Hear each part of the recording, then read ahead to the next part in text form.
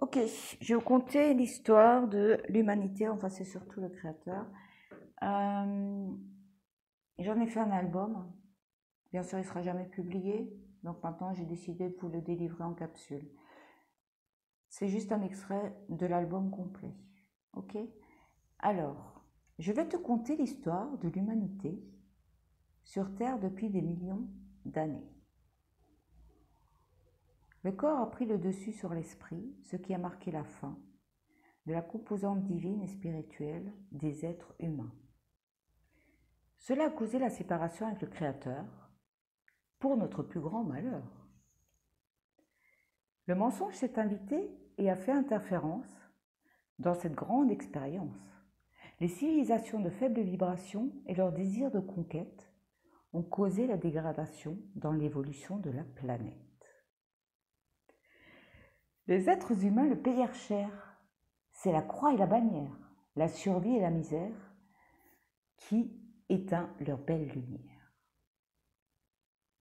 Pour dominer le monde et pervertir leur nature profonde, ces créatures s'y sont pris de façon immonde, en les provoquant pour éveiller l'ego, les passions, les bas instincts, les faisant se conduire comme des bêtes et non comme des humains.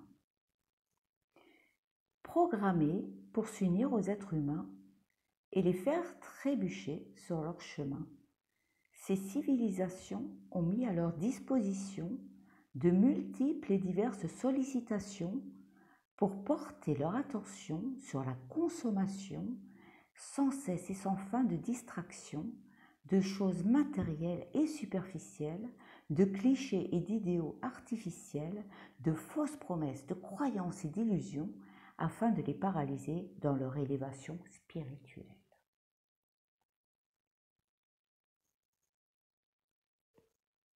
Les êtres humains ont suivi les normes, sont devenus des outils, des âmes grises, toutes informes, toutes rabougries, soumises et malades, certaines même carrément crades. Ces dernières ont vendu l'intégrité de leurs âmes contre des drogues, des charmes et des armes.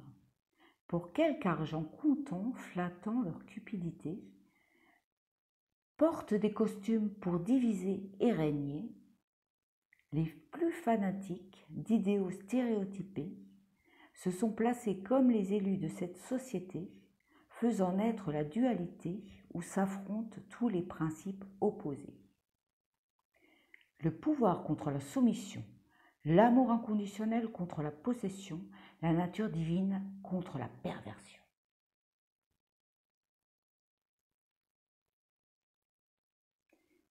Les autres se mentent et, devenus dépendants, mettent des masques fantasques et donnent vie à des monstres géants qu'ils nourrissent de leurs frasques.